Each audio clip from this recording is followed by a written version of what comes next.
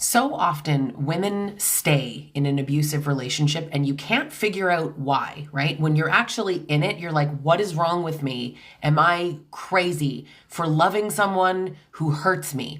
This person is good and bad, and sometimes it's amazing and sometimes it's awful. Sometimes they're kind, sometimes they're abusive, and yet you feel so stuck and so attached. And a lot of people don't realize, because they probably haven't even heard of, a trauma bond. So if you have heard of it, if you haven't heard of it, I'm going to give you a really quick rundown on what it is. But more importantly, what I want to talk about are the three parts of this that actually make it the hardest to break and to leave. Because the trauma bond itself is kind of the overarching reason, but there's all these little parts to it.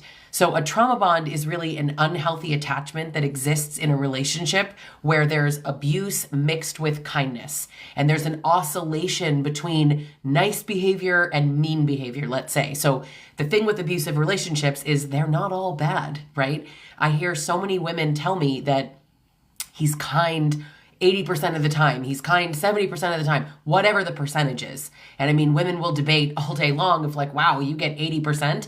The goal is 0% abuse, okay? But I think that one of the biggest issues is that we don't recognize it as abuse, but we recognize it as bad behavior, or he's mean, or he's angry. And you don't even realize how much this kind of boys will be boys vibe trickles into this, because we don't recognize it as abuse because we're like, well, men are just angry, or, you know, men don't have as much empathy as women. And we have all these excuses that we make for why he's being abusive, when the truth is abuse is abuse, and it's a choice, and it's not caused by trauma or narcissism or substance abuse or his mom. It is caused by entitlement to do it. It is caused by a choice. And that's one of the hardest parts for any of us to accept. You mean to tell me he is choosing this? You mean to tell me that he doesn't have to do this, that he's just literally choosing it? And the amount of women that will also say, well, mine's not smart enough to be this strategic. It has nothing to do with intelligence, nor does why you stay have to do with intelligence. So you're not stupid for staying. It's not like smart women leave and dumb women stay. If you are stuck in a trauma bond, which isn't always the reason, right? I mean, there's a laundry list of reasons why women would stay: family, money, fear, all kinds of things. But inside of a trauma bond, it's that feeling. If you want to know if you're trauma bonded, I'm going to give you two ways to tell. Number one, really quick and easy. I have a free quiz in the link in my profile called Am I Trauma Bonded? Takes 2 minutes, instant results, no strings attached. You don't have to buy anything. Just take the quiz and you will be emailed your results right away. And it is written by a clinical psychologist. It is very accurate. And it will tell you if you are currently trauma bonded, if you have been trauma bonded, or you've broken it, or if you are not trauma bonded at all, so that you can actually have a clear answer. But I also just want to tell you that fundamentally, if this person hurts you, and like 1 minute you're crying in the bathroom and the next minute you feel, and this is a very key feeling I want you to think about if you feel this, relief when they're kind to you. It's like, oh, he's in a good mood today, thank God. Okay, oh, you know when you sort of tiptoe around someone and you sort of, okay, all right, he's good. All right, something in his eyes or something in his tone or in his body language. It's like that feeling, and you stay. You love this person. You feel so attached. You know you need to leave, but you can't get one foot in front of the other, or you feel like you can't live without them. There's also kind of stages of breaking a trauma bond, which is not really what this is about. But I really want to talk about these three things that keep you so stuck. The three sort of pillars of a trauma bond that make it feel impossible to really break. And the first one is hope. Now, I have a personal belief that hope is poison.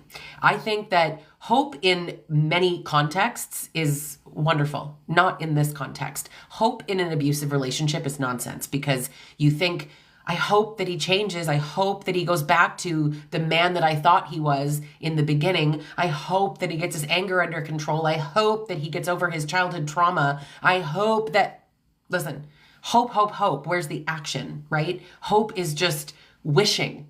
It's wishing. Where's the action? I hope that therapy works this time. Therapy works for anybody trying to get something out of it. Therapy doesn't work if you're not trying to get something out of it, if you're doing sort of like performative therapy, right? Which so many people, especially 5 years ago when I started on TikTok, I remember talking about not going to therapy with a narcissist or whether or not they go. And so many people are like, no, therapists, narcissists never go to therapy. As a certified coach, do not listen to these internet coaches who say things like, all narcissists won't go to therapy. All narcissists, nothing except gaslight, lie. But they're not all pathological liars. They're not all cheaters. They don't all go to therapy or not go to therapy because, gasp, narcissists are human beings and they're all different. Many won't go to therapy because they deny they're the problem. Some will go to therapy and acknowledge they're the problem. Follow me here. They're not actually admitting they're the problem. They're admitting they're the problem to keep you, and it's performative. Or they're going to therapy thinking that they can heal their trauma, but that's not why they're being abusive, nor is it why narcissists become narcissists. It's not because of trauma. I have great videos on YouTube talking about where narcissism comes from. It's also a really great book. I didn't mean to plug this book, but I want to. The Nature and Nurture of Narcissism by Dr. Peter Salerno is a phenomenal book if you want to learn more about where narcissism comes from and dispel all of the myths that you think you know about it. But I also have a great video on YouTube where I interviewed Dr. Peter Salerno and Dr. George Simon. It's all about the myths, so please check that out. But ultimately, this hope, right? It just keeps us going forward, and it's built on promises and love bombing and nothing. It's built on wishes, like women tell themselves, maybe this time he'll get it, or it'll stick, or maybe if I threaten to leave, maybe if I actually leave, he'll have this epiphany and change. But I think that ultimately hope is something that is just so hard to actually release because it's the center of everything, right? The hope is the thing that's making you feel like this could be something. Now, hope is keeping you attached to someone who's never going to change. And so, ultimately the question becomes like, how do you get rid of this hope? How do you release it? How do you smash the hope? You know what I mean? But honestly, I think fundamentally what you need to do is really grieve the fantasy and start looking at this. And there's something you can do with a reality and fantasy list. Like, what is the fantasy? Okay, what is the actual reality? And start to compare the two things. For example, we used to talk about like owning a cottage one day and, the future. That's the fantasy. Reality, would that ever have happened? And I know we can't predict the future, but were we on track for that? No, not in any way, shape, or form. Not to mention, even if we hit the lottery, would we ever be like peacefully sitting in these cute little rocking chairs by the lake? No, because we were never peaceful and we were never happy. That's the reality. What's the fantasy? What's the reality? Keep doing that over and over again and really recognize this hope. I hope that if you start to feel that sense of hope, I want you to just be like, is this rooted in reality? What evidence do I have that would actually make me think that this is real, right? Hope who they were, hope who they could become. We're living on potential. I talk a lot about how to break trauma bonds on my pages, Instagram, Facebook, TikTok, YouTube, all the channels. I make different content for all the platforms. Hope you're following me on all. But fundamentally, I am a trauma bond recovery coach. I have 7 certifications in trauma recovery and narcissistic abuse, danger assessment, all of the ways that really help women get out of these. I created something called the Trauma Bond Recovery Course, which is only $97. You can also do a payment plan, and it gives you the 12 steps on really like actionably how you can break a trauma bond. And I also wrote this book called the Trauma Bond Recovery Journal, which you can get on Amazon or the link in my profile. But fundamentally, it's a guided journal prompt. And it takes you 12 weeks, 1 question a day to just kind of process things. Hope is very much part of this, as well as the next pillar. So hope was one, fear is the next one. And the third one, I think everybody knows about it, but I want to talk about why it's the easiest, even though it's incredibly hard, it's the easiest to break of these 3. Fear, I think, is perhaps the hardest. I think hope, maybe I would call hope the stickiest, and fear is the hardest because fear is very real. Now, fear, we're talking about layers of fear. Fear of the unknown, fear that you'll be alone, fear that he was right and you are the problem, fear that he will take your life, fear that he will take your children, fear that you will be financially bankrupt, fear that you will be rejected by your entire community for getting divorced, fear that you'll be rejected by your church. I mean, my God, and just general fear of the unknown, right? That is like, people don't even realize that just that fear, it's like walking into the darkness and you have no idea what's next. And maybe you've been conditioned your whole life or in this relationship to feel like you're not self-sufficient, you can't take care of yourself, you're the problem. There are so many reasons why people can be afraid. And we often think about fear in I think, the wrong way, right? Fear is like, well, if you're so afraid of him, why don't you leave, right? If you are so afraid of him, you probably make his dinner every night, right? You probably try to avoid the moods. Something really common in survivors is the trauma responses, right? Fight, flight, freeze, or fawn. Everybody talks about it as fight or flight. That's just how it's short. That's the short name. But freeze and fawn. And freeze and fawn are actually the two most common. And fawning is really, I think it's fascinating actually, how someone could scream at you and you make their dinner and somebody else on the outside is like, dude, if a man ever screamed at me, I would throw him out of my fucking house immediately. Yeah, that's what we all say, right? But the truth is, when you're in it, that's so easy to say, but that's not how we tend to function. And I think that even the women that say that they would never put up with it often would. I certainly didn't think I would ever put up with that, and I totally did. We just get stuck in this pattern and we don't realize that it's driven by fear, that you don't want to have him explode. You just want to have a fine weekend.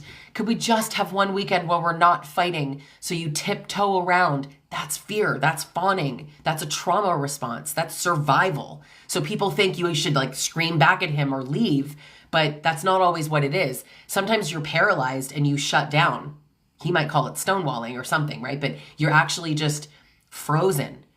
You're numb. You're just going through the motions of your own life and you don't even know how to get yourself out of it. It can feel so hopeless, which is so odd, right? It's like quite the paradox. It feels hopeless and yet it's all built on hope.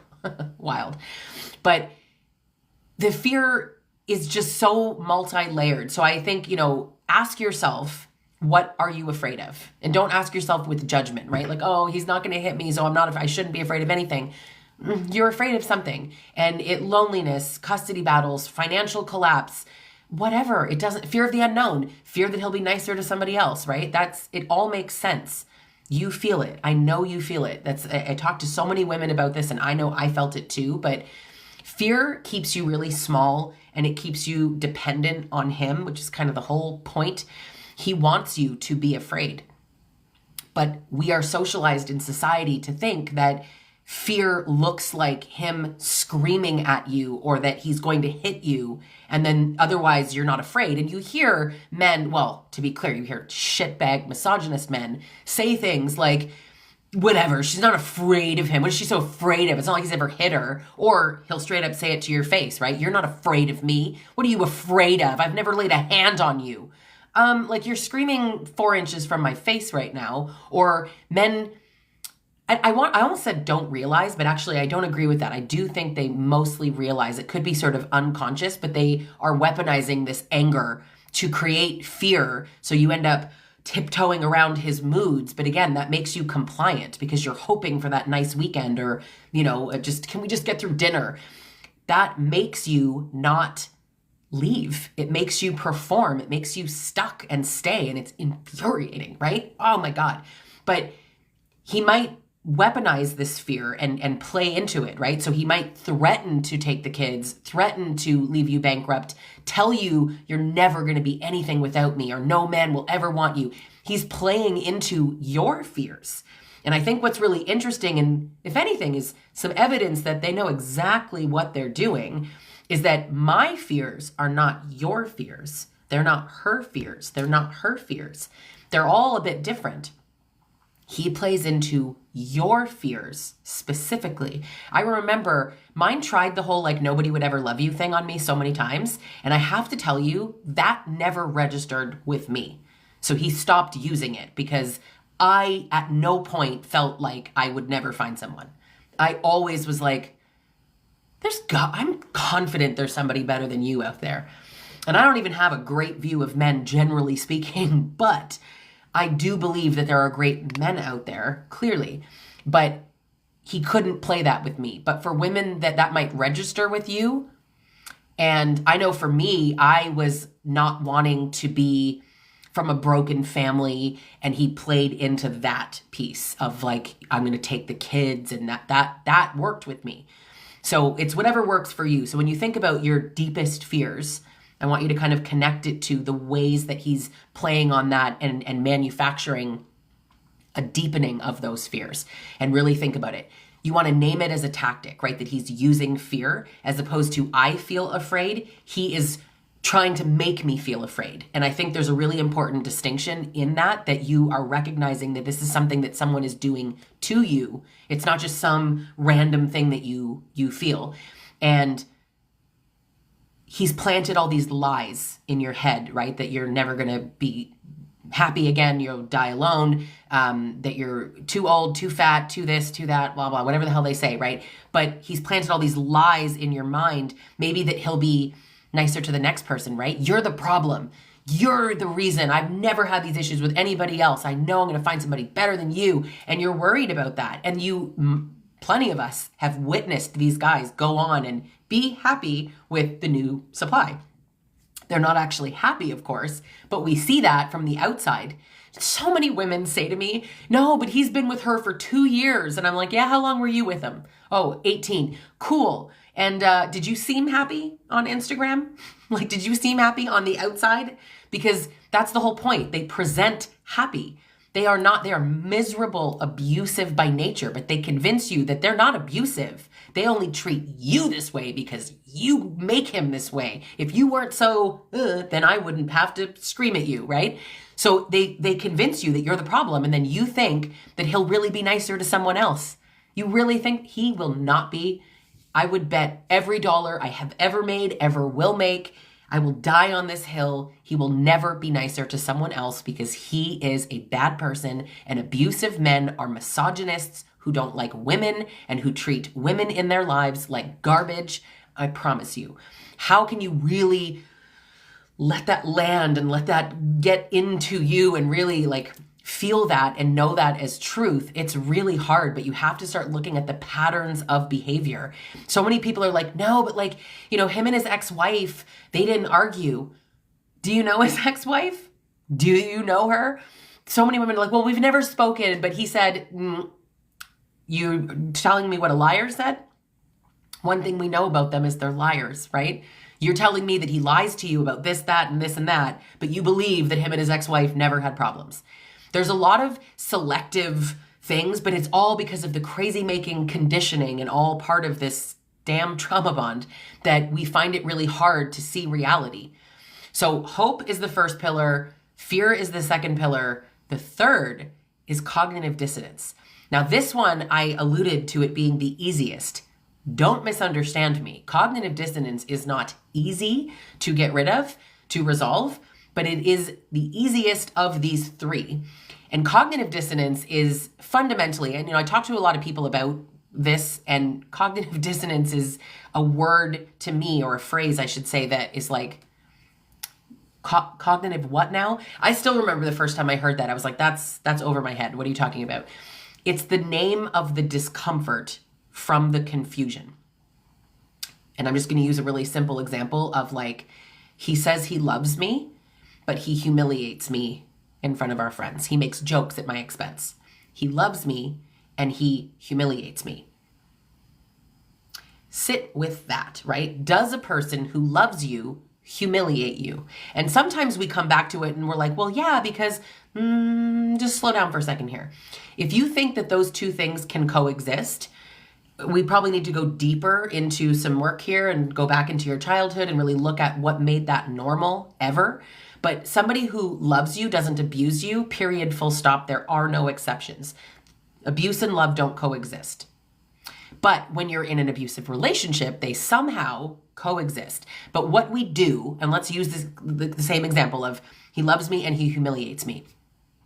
To resolve that, unconsciously, our brains go, he loves me and he humiliates me. That makes no sense. So he must just be teasing me. That must just be his sense of humor. I'm probably too sensitive. And we rationalize so that the discomfort of those two beliefs clashing goes away, because that's the answer. He's just funny. He just thinks that it's funny to make fun of me. Like I am really sensitive. I mean, my mom used to tell me that I was too sensitive. So when he tells me I'm too sensitive, it all makes sense. Or did your mom condition you to take this and to internalize this and feel like you're doing something? It's you, right? Nobody wants to be mocked or made fun of by their spouse. And abusers use I was just joking so often, right? Is the most cliche gaslighting answer, right? That's so cliche. But we don't like to hold these two beliefs. So my point is that we rationalize it. Now, something that I have found totally fascinating, I don't have the book in front of me actually, but I was holding up this book, Nature and Nurture of Narcissism by Dr. Peter Salerno. He wrote another book called Traumatic Cognitive Dissonance. And he actually coined that phrase, traumatic cognitive dissonance, not just cognitive dissonance, because cognitive dissonance is, and actually Dr. Carrie McAvoy gave me this example and I love it, but let's say you're walking your dog down the road, down the street, and your dog does his business on the sidewalk.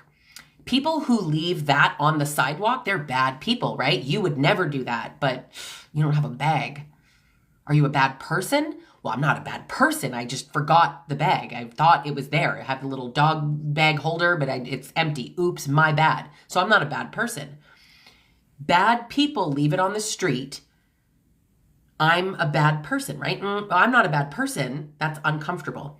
I'm not a bad person. I just forgot. So we rationalize it. But that's not somebody inflicting it on you. That's regular cognitive dissonance. You could be like, I'm not going to eat sugar for the next 30 days. And on day 22, you're at an office thing and there's a plate of cookies and you're like, I'm just going to eat one cookie.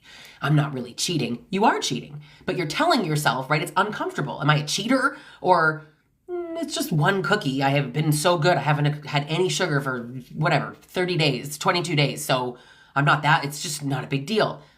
But you are. But again, this isn't being inflicted upon you. I would call this regular cognitive dissonance. But traumatic cognitive dissonance is when someone is giving you this behavior, right? I am good, I am bad, I love you, I humiliate you, I respect you, but I cheat on you. And we always rationalize it. And the craziest thing that we do as humans is when we are uncomfortable with something, we don't even need that person to make excuses for themselves anymore. We make it for them. They've either fed us the excuses and then we start to internalize them, or we create the excuses ourselves because we are so uncomfortable with the reality. So if going back to abusive and he loves you and he humiliates you. He loves you is easier to believe. It's softer to believe. You don't have to leave your husband if he loves you. But if he's a prick who humiliates you and he's doing this on purpose, which is the truth, if that's the truth, what do you have to do now? Accept it, leave, uproot your whole house, leave your family, break up your intact family, no longer live in your house? What are you going to do? Where are you going to work? Where are you going to live? What's everyone going to say? Will the church accept it? Okay, so he loves me. He loves me. I swear he loves me.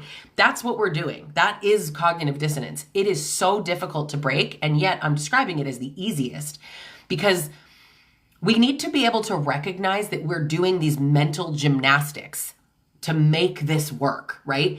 But I think that you start to sort of see these first little cracks in the cognitive dissonance when the contradictions become just undeniable.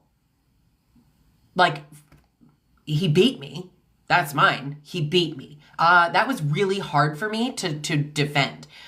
I found a way, don't get me wrong. But that was the first. And then it got worse. There was a period, maybe about 6 weeks, where Long story short, he had moved out, but was still coming back into our shared home that he was listed on. He would come back at like midnight, 2 o'clock in the morning, and like argue with me, stand over the bed, pull me out of bed by my feet, watch me slam to the floor. But that was so constant at that point that I was like starting to put the pieces together. And again, it might seem obvious from the outside, but it's not. But you need to let yourself connect with these truths. So what I ask a lot of people to do is like a facts and feelings list. So I feel like he loves me. What are the facts? Drags me out of bed by my feet. Okay. Would a person who loves me drag me out of bed by my feet? No. And yet he says he loves me. Could that be true? What evidence do I have that he loves me? Well, he says he loves me. Okay, what evidence do I have that he doesn't? Well, he hurts me. He lies to me. He's probably cheating on me. He says I'm the problem. Right? And you keep going. So build these lists. And I'm a fan of writing that down for real. But you want to lift this fog. We always talk about the fog, right? Fear, obligation, and guilt actually is an acronym for fog. That's not totally what I meant, but the confusion. So you want to start lifting this and resolving cognitive dissonance. And once you start to, this doesn't make sense, you're on to something because it makes so much sense. 1 minute you're like, no, but he does love me because, and then you're like, this is weird. It doesn't feel like love. You are starting to come out of it. So like keep going on that path. Because these 3 things, cognitive dissonance, hope, and fear, are the 3 really like pillars of what makes trauma bonding so friggin' hard to get out of. And I experienced this, and that's ultimately what led me to write. This was where it all started for me, actually, was the Trauma Bond Recovery Journal. You can get it on Amazon. Like I said, it's a journal that has prompts. It's the 12 steps of breaking it. This inspired me to then write the Trauma Bond Recovery course, which is a $97 course. Takes you through the 12 steps. It's not fluff. It's not surface level. It's unbelievably in depth of all the things that you need to really know. And it's skill building. It's not just like go learn this somewhere else, but I actually teach in the program what you need to do, actionably do in your real life. So you don't have to get them together, but they are great companions. There's no overlap, but it's really full. If you get both, you don't need both. So the journal and the course, both available in the links in my profile. But I also converted this into a group coaching program. My next one is happening in November, but we are hosting, Dr. Peter Salerno and I are hosting a 12-week live interactive group coaching program to help people break trauma bonds. You can also work with me one-on-one. As I said, I'm a certified relationship coach and I'm an expert in breaking trauma bonds. I speak internationally on this topic and I'm very passionate about breaking trauma bonds because I found it so wildly hard to break. Like I felt like any of us, right? Like an absolute crazy person. I was like, what is wrong with me? And I say this a lot, right? I would look at myself in the mirror and I'm like, you are stupid. What is wrong with you? Why? Why do you love him? Stop it, you idiot, you dumb, stupid woman. Never talk to yourself that way, by the way. It is completely counterproductive, but I know how we feel. Like we look in the comments, right? I feel insane, I feel stuck. That makes so much sense. You are stuck. Dr. Nadine Macaluso, she's the ex-wife of the Wolf of Wall Street, Jordan Belfort. I had her on the podcast last week. It was season 2 of Real Talk with Lisa Sonni, Relationships Uncensored. And we were talking about like how hard trauma bonding is and how it's so built on hope. And it's just like, it sucks you back in. It confuses you. It makes you feel crazy. She actually shared about like wishing he would so that she could be free of it. I share that sentiment. I know we don't all, but just saying, we all have this feeling of like, we want to get the hell out. But the biggest point that I think she made that I really want to share with people is that victims of abuse don't have free will. All these men are like, she could leave if she wants to, as he like blocks the door, screams in your face, and holds all the finances in his pocket. Like, be so for real. She can't just leave. And even if she is financially independent, has a place to go, has a good support system, all the things, a trauma bond will convince you that you can't leave, that you shouldn't leave. Because even if you can clear up all of the other things, he could try to take your life or your children, or like there's so many other factors. What about the guilt? Even if, again, you know that it would be fine and you don't have kids, the trauma bond makes you feel like you are a complete jerk for leaving this person. You feel responsible for them. You feel like you're abandoning them. You see them as kind of a victim, right? Especially if you are still subscribing to this garbage myth that abusive men are traumatized and need therapy, right? Therapy doesn't help abusive men. Not a chance. But all this to say, we don't have free will. They strip you of your autonomy. So it's really not about, oh, just choose to leave. That's why I could, and I know this is like a terrible thing to say as a domestic violence advocate, but I could punch people who say, you should leave. Just leave. I don't understand. It's so mean. Just leave. I could punch you. It just makes me so mad. I wouldn't do it. I'm just saying it incites that kind of anger in me, because I always feel like I don't know jack about like neuroscience. That's not really my thing. So you know what I don't talk about? Neuroscience. I don't talk about rocket ships for the same reason, right? I talk about what I know, and if I don't know, I zip it and I listen. But so many people are like, if I was in abusive, you don't know because you aren't in one and haven't been in one. So what you think you would do, it reminds me of talking to like a 9-year-old. Do you know what I mean? Like, oh, if a grown-up tried to kidnap me, I would kick him in the leg and run. Yeah, you'd be in the back of the van really fast, but okay, right? Like, it's this mythical, oh, what I would do. You don't know what you would do until you're in it, because there's a million other factors, because you are using a part of your brain that is basically shut off when you're in an abusive relationship, right? I would use logic and know that abuse is bad, and then I would pack my suitcase and leave, as if fear doesn't exist, as if trauma bonds don't exist, or guilt, anger, obligation, responsibility. Like, come on. It's people make it sound so easy. I want to validate how hard it is, but I also want to say that there is nothing that you can do to make it easier other than face that you are in a trauma bond. And this is why my course is so helpful for people, because the truth is, therapy, coaching, it can get expensive. I know therapists are more expensive. I pride myself on being more affordable than a therapist, but I know how to break a trauma bond where most therapists, and I respect the hell out of therapists, are not actually trained in how. And so I made the trauma bond recovery course as an affordable option for people to try to help themselves. It has the exact 12 steps.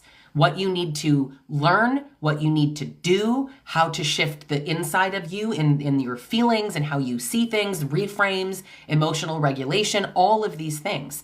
So it's really important to know how to break a trauma bond is to follow steps and not just, I hope I stop feeling this way.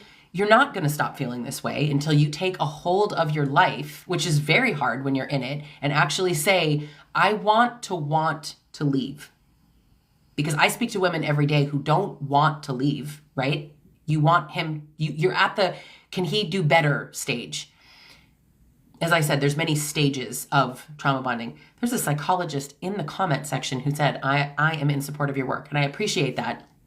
I wish more psychologists and therapists were trained in domestic violence. And the ones that are, which one saved me. So you look at so many, Dr. Peter Salerno, Dr. George Simon, Dr. Romani, Dr. Carrie McAvoy, like so, Dr. Nadine Macaluso, Vanessa Reiser, like there's so many great people out there that are trained, that are licensed professionals. But I think that one thing that these people that I've listed off all agree is that there is space in this field for coaches due to the lack of training that some therapists have. But regardless, this is a plan. This is an actual plan for you. Whether it's this journal or in far more detail in the Trauma Bond Recovery course. If you prefer something live, if you prefer one-on-one, you can work with me one-on-one. Or if you really feel like you need a group, you want some support, you want to feel less isolated, then the Trauma Bond Recovery group coaching program that I co-host with Dr. Peter Salerno would be perfect. And it's already live for the November program, so people could technically sign up now if you want to. I'm also hosting an event in October in San Diego with Dr. Peter Salerno called Unbreakable and Irreplaceable. We're going to be in the San Diego area, so you can check that out on my website as well.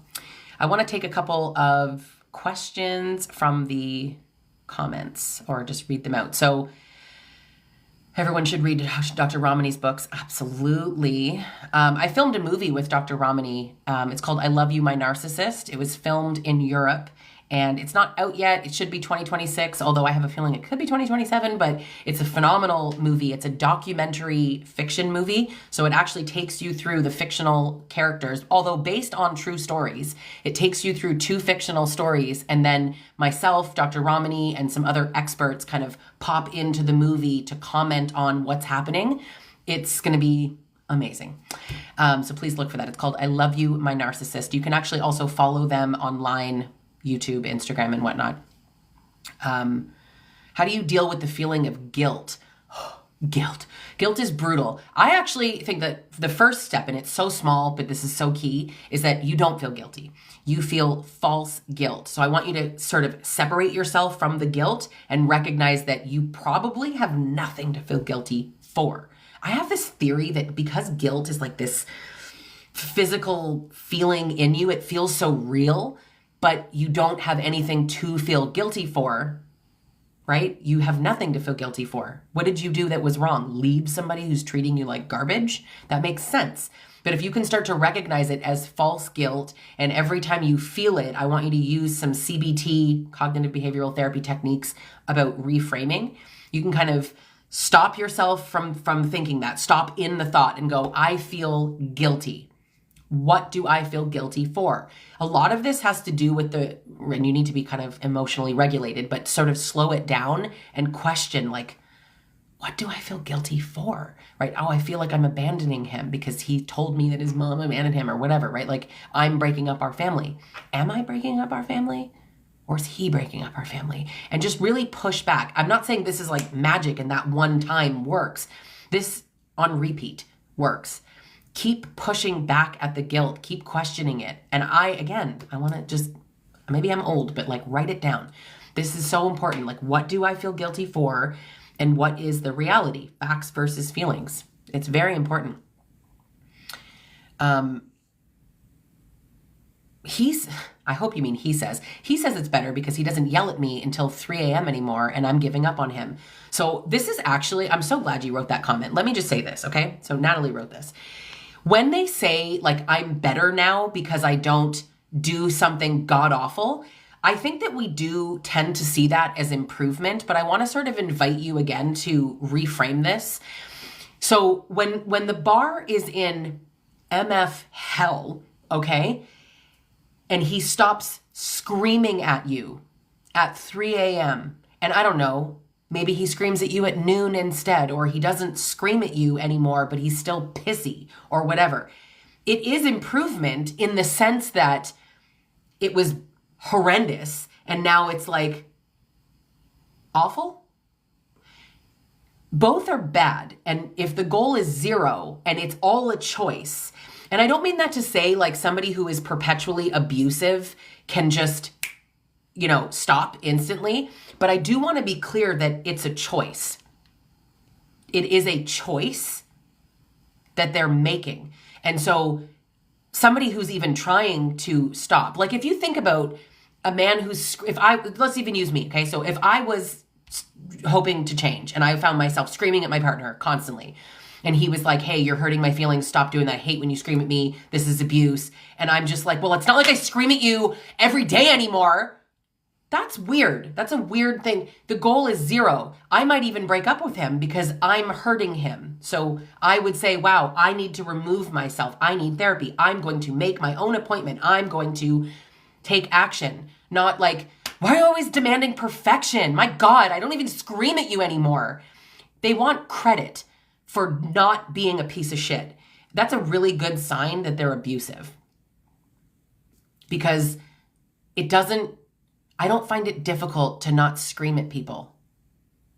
I would find it difficult to scream at people. And again, it's like, well, he was just raised. I don't care how he was raised. If that were, and it isn't, right? That's not why he's doing it. His dad always screamed at his mom. So he thinks is normal. Okay, you're onto something in the sense, not trauma, that he learned that men can scream at women and he's never seen men have fucking consequences for it. So you're going to continue to put up with it because you love him so much. He's never going to change. Someone else asked, will he change? The answer is no. I've had women be like, no, but mine really, like, he's totally changed. You should get him in studies, given that he's the only fucking man on earth who's done that.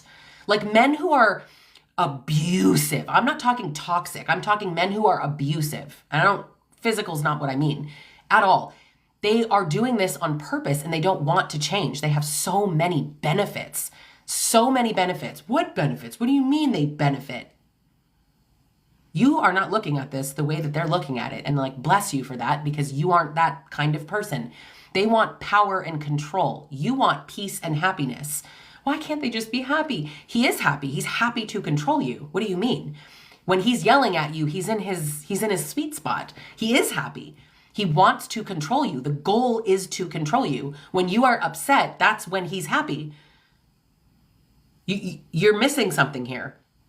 Your happiness is peace, and his happiness is control and dominance and power, right? So they're never going to change because you're not making him change. I am not blaming victims. Please no. What I'm saying is, if a man wanted to change, he would. He would go to therapy. And even then, therapy doesn't fix abusive men. A man that screams at you, he is socialized this way. This isn't trauma. This is a choice because he believes men scream at women sometimes. What's the problem? You're just a woman. And sometimes they're that clear, right? You're just a woman. And sometimes they're not that clear. They are much more covert about it, right? The men that are like feminists that still think women are crap, right? And still treat women badly. And even under the guise of like, men should take care of women, but then they use the care to financially trap you or make you feel like you need them for protection or whatever. But it's nonsense. It is absolutely nonsense. Abuse is a choice. They don't change and they benefit from it and they will never change. And I'm going to quote Dr. Peter Salerno because I have literally never heard ever somebody say this better than him. I asked him, and it's in a video, how do you know that they know what they're doing?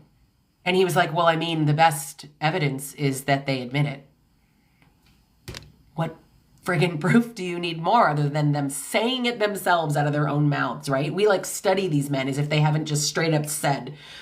Chuck Derry has an article, and if you Google Chuck Derry men's benefits of abuse, his article will come up top. It's not a study, it's an article. And I did an interview with him on Breaking Free from Narcissistic Abuse podcast with Dr. Carrie McAvoy, the three of us. It was phenomenal. But hear me out. He was a men's batterers program facilitator through a lot of his career. And he straight up asked them, like, what's the benefit? Why don't you change? Why don't you stop? Like, what's the issue? And oh, there's no benefits. And he's like, no, come on. There has to be a benefit. Tell me the benefits. The list of benefits that they themselves listed took up 4x5 whiteboards. Do you understand how big that is? Like massive whiteboards. He wrote a normal size. It took up 4 and more whiteboards. And the reasons are like a lot of overlap, but the reasons are like, because she's afraid, because I can control her, because she will do the dishes, because she won't go out with her friends, because she'll cook my dinner, because like, it's like, oh my God. And I have a video on TikTok of that in my favorite videos playlist. It's on YouTube. But read the article, because really I'm just reading the article in the video, but it's mind-blowing. But this speaks to the evidence. They know exactly what they're doing, and they are doing it to scare you and to control you, and they know it. So when they're like, I don't know why I'm like this, they absolutely know why they're like this, and they're doing it on purpose. Absolutely. The author of that article, his name is Chuck Derry, Derry. He was, because he's retired now, the founder of the Gender Violence Institute. So Chuck Derry, Benefits of Men's Abuse. And I'm telling you, the list will literally knock you on your butt. People who commented, the video got like over 1 million views. And all the people that were commenting were like, this video is too long. Yeah, it's endless. It's endless. But so to what Peter Salerno was saying is that they admit it. Lundy Bancroft has studied them. George Simon has studied them. Gregory Lester has studied. Like, what are we talking about here? They say it. They say it.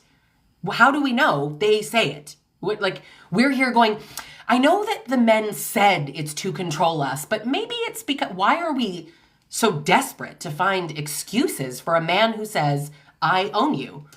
You hear it all the time. To be fair, I had a client the other day say something to me about she left him and he said to her, you don't have the right to leave. You didn't have the right to leave. Excuse me? She didn't have the right? Listen to the language. That wasn't like some slip. That he wanted her to know that she does not have the right to decide if she is in this relationship or not. And he said, you should have talked to me first. You shouldn't have just moved out. You should have talked to me first. Why? Is it a negotiation? We're making this decision together? I decide if I'm in this relationship. That's not a collective decision when there's abuse. Are you kidding me? But listen to them. So often I invite you to listen to these men because they will say it. You're not listening because cognitive dissonance. You don't want to hear it. They will not change. Somebody's commenting that book, this book, right? It's such a good book. Freaking Post-it notes in it, right? Why Does He Do That? By Lundy Bancroft. This should be required reading for every teenage girl, I'm telling you. It's phenomenal. Read the book, but read that article by Chuck Derry. Watch videos that I've got on my YouTube channel with Dr. Peter Salerno. We talk about this. I've got videos about manipulation, all kinds of things. It's just really important to sort of like break this down and learn everything you possibly can about trauma bonding and cognitive dissonance and why these abusive men do it. But I want to kind of connect this back to the trauma bond before I wrap up. When you are in a trauma bond, I feel like there are 3 stages. And the first stage is really, really weighted on why he did what he did and figuring it all out. Like, is this trauma? Is this abuse? Is this what? Like, what are the names? What's gaslighting? How is he gaslighting me? All those things. So important. Education and clarity. That's what I call it. But that's not where the healing really happens. So in my trauma bond recovery course, in the book, this book, and in my group coaching program, that part is important, but the work of like healing really starts to happen next in phase 2, which is learning about you, what got you here, from a place of curiosity. You know, what are your unmet needs? Let's unpack this guilt. Let's talk about grief, build emotional regulation skills and validation, self-validation skills. Build this. This is all about you.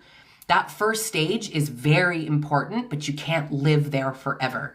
So I meet people where they're at when I work with people one-on-one. And so if you are like, I already have my PhD in narcissism, then we sort of are in phase 2, right? And that's where you're at. And that makes sense.